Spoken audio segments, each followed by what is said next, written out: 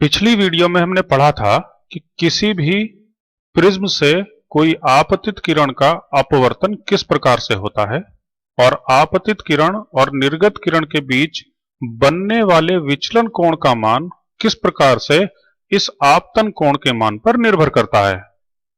हमने एक सिमुलेटर की मदद से यह देखा था कि शुरुआत में अगर आपतन कोण का मान हम बढ़ाते हैं तो विचलन कोण का मान धीरे धीरे करके कम हो जाता है और एक खास आपतन कोण के मान के लिए इस विचलन कोण का मान न्यूनतम हो जाता है। और यदि हम आपतन कोण के मान को उससे आगे और भी बढ़ाते हैं तो विचलन कोण का मान फिर से बढ़ना शुरू हो जाता है। अर्थात एक विशेष आपतन कोण के लिए विचलन कोण का मान न्यूनतम होता है और इस विचलन कोण को हम कहते हैं डेल्टा एम। इस अल्पतम विचलन की स्थिति में, या ये कह लीजिए कि इस न्यूनतम विचलन कोण की स्थिति में तीन चीजें हमने देखी थी, जिसमें से आज हम इन दो का इस्तेमाल करने वाले हैं। नंबर एक, ये वाला आई कोण इस आई डैश के बराबर होता है और साथ ही यह वाला कोण आर इस आर डैश कोण के बराबर होता है। तो आज हम पढ़ने वाले हैं formula for the refractive index of the prism, यानी कि प्रिज्म के अपवर्तनांक के लिए सूत्र। तो चलिए शुरू करते हैं इस डेरिवेशन को। चूंकि हमें यहां अपवर्तनांक ज्ञात करना है, इसलिए हम सबसे पहले यह सोचें कि अपवर्तनांक ज्ञात करने के लिए हम कौन से सूत्र का उपयोग करें। अगर हम ध्यान दें तो हमने अपवर्तन के केस में एक नियम पढ़ा था जिसमें आपतन कोण I और अपवर्तन कोण R के बीच में संबंध दिखाया गया था, तो हम उसका उपयोग कर सकते हैं। तो वो कौन सा सूत्र होगा? बिल्कुल सही, उसे हम कहते हैं स्नेल का नियम।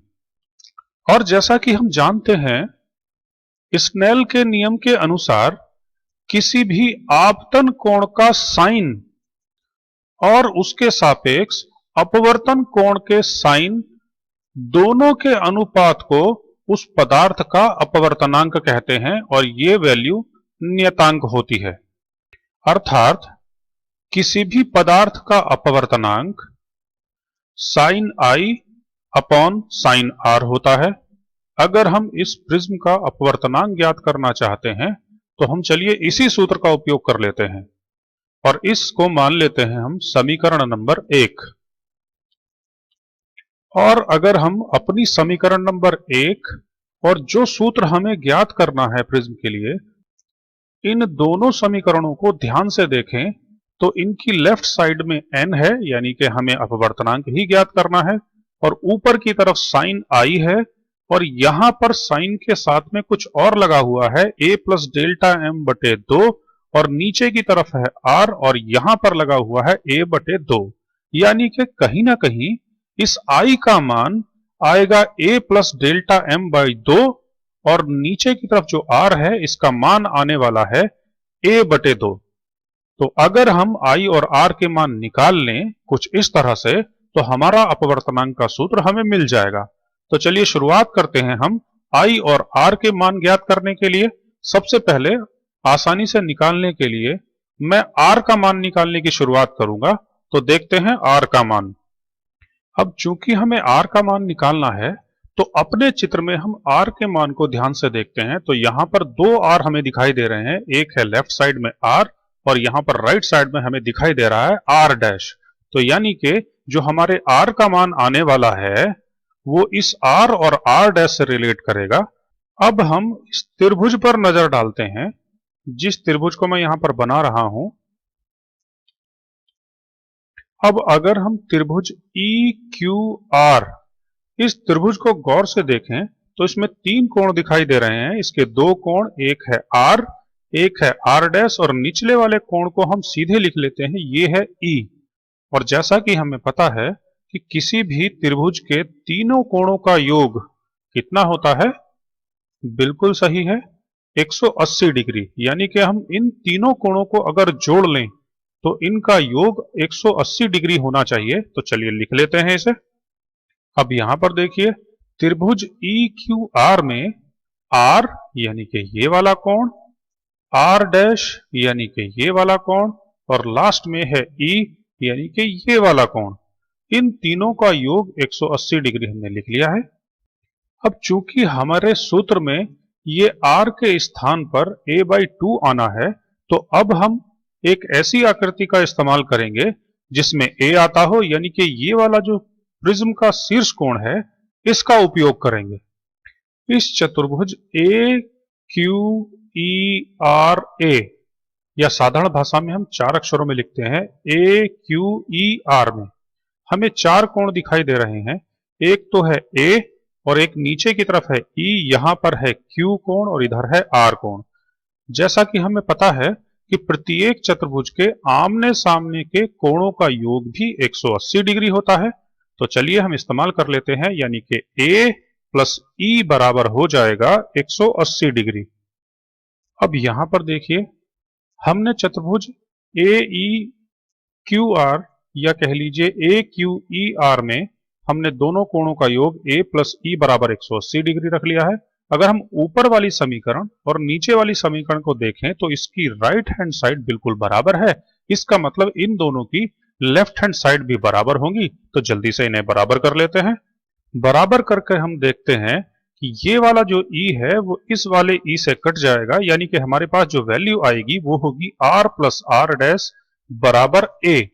अब चूंकि हम पहले पढ़ चुके हैं कि अल्पतम विचलन की स्थिति में i बराबर होता है i डैश के और r बराबर होता है r डैश के, तो हमें पता है कि यदि डेल का मान डेल m हो, यानी कि न्यूनतम विचलन कोण पर r का मान r डैश के बराबर होता है, तो इस r को इस r डैश के बराबर इस वाली समीकरण में यहां पर रख देते हैं। अब देखिए, हमने r और r डैश को दोनों को बराबर रख दिया है, तो इधर हो जाएगा 2r और इधर रहेगा a, यानी कि 2r is equal to a।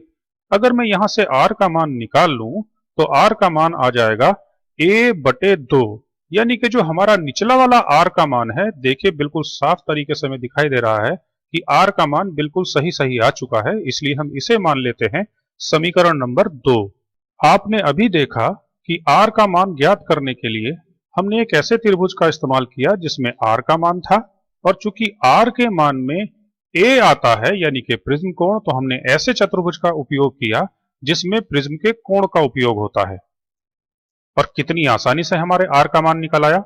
इसी प्रकार से हम निकालते हैं अब i का मान। अब इस i के मान में यहां पर हमें दिखाई दे रहा है एक तो a और एक डेल्टा m। अब a का मान हमें यहां पर भी मिल गया है, तो हो सकता है इसका इस्तेमाल हो जाए, लेकिन अभी तक भी हमने इस डेल m का इस्तेमाल नहीं किया है, तो इस डेल m का उपयोग कर लेते हैं। पिछली बार हमने त्रिभुज लिया था EQR, इसके ठीक ऊपर का त्रिभुज है DQR, और इस त्रिभुज में अगर हम ध्यान से देखें तो ये वाला जो कोण है बाहर वाला डेल, जिसे हम विचलन कोण कहते हैं, वो इस त्रिभुज के लिए बाह्य कोण है, इसे हम बहिष्कोण भी कहते हैं।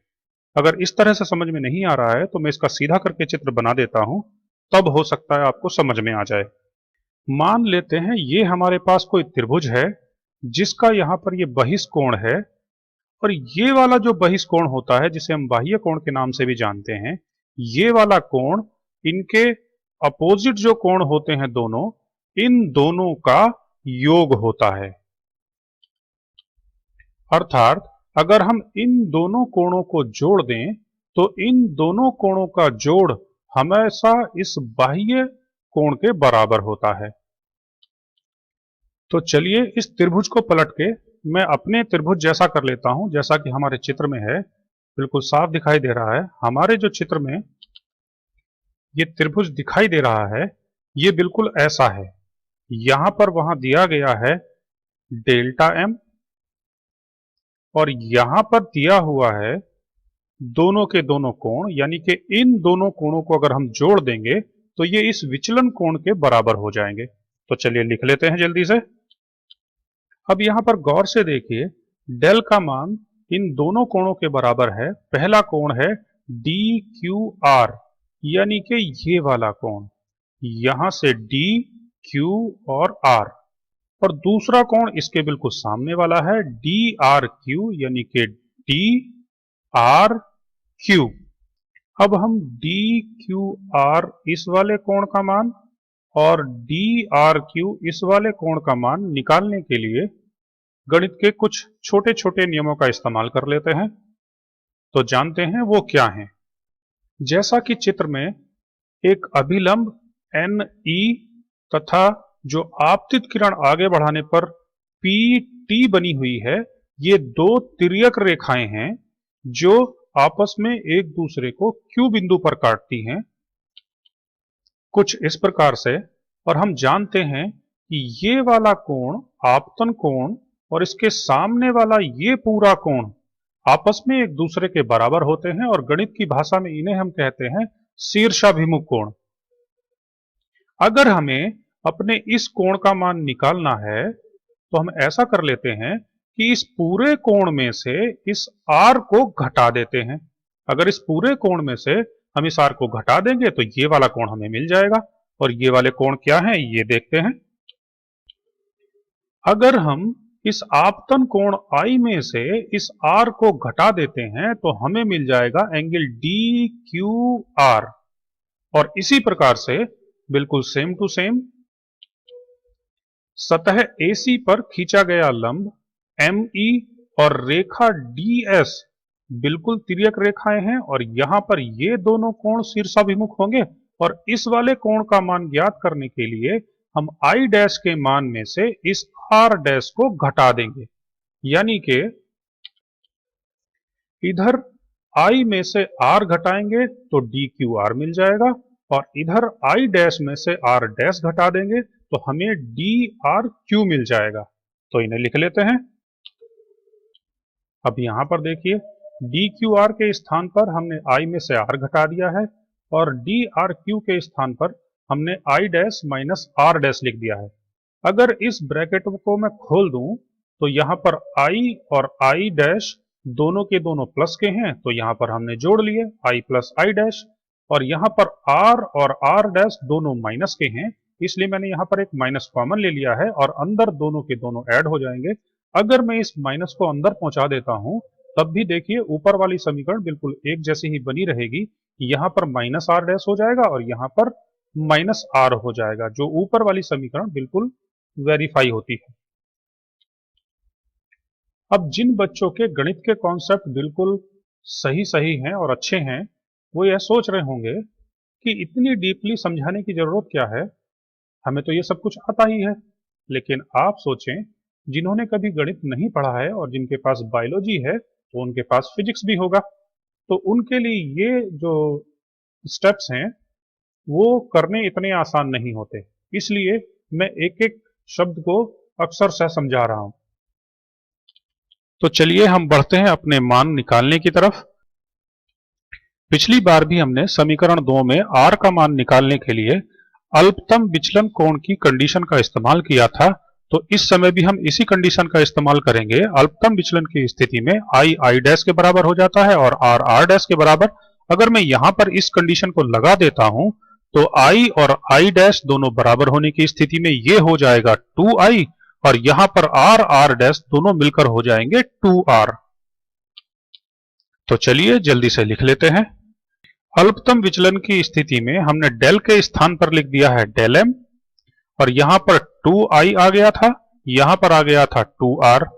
अगर हम इस समीकरण को सॉल्व करते हैं, यहां पर जो 2R हमें दिखाई दे रहा है यह समीकरण 2 में सॉल्व करने से पहले हमें ठीक ऊपर दिखाई दे रहा है, यानी कि A की जगह 2R या 2R की जगह A को कहीं पर भी रिप्लेस कर सकते हैं, इसलिए हमने इस 2R की जगह यहां पर लिख दिया है A। डेल्टा M बराबर 2I बिल्कुल वैसा ही है और 2R के स्थान पर हमने रख दिया है A। अब इस समीकरण को हम इस तरह से भी लिख सकते हैं। चूंकि हमें I का मान निकालना है इसलिए 2I को हम अलग कर लेते हैं, यानी कि 2I बराबर डेल्टा M प्लस A, क्योंकि माइनस का A इधर जाकर प्लस का हो जाएगा। और अगर हम यहां से I का मान निकालते हैं तो ये 2 यहां पर गुणा में है, नीचे पहुंच जाएगा भाग में। इस प्रकार से I का मान हमें प्राप्त हो जाएगा A plus delta M by 2। इसे मान लेते हैं हम समीकरण नंबर 3। अब देखिए I का मान भी हमने इस बहिष्कोण की सहायता से आसानी से निकाल लिया।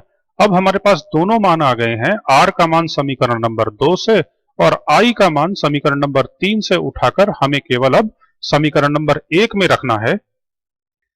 तो देखिए, इस समीकरण नंबर 1 में n बराबर साइन I का मान हमारे पास पहले से जो हमने ज्ञात किया हुआ समीकरण नंबर 3 से, और r का मान हमने रख लिया है समीकरण नंबर 2 से।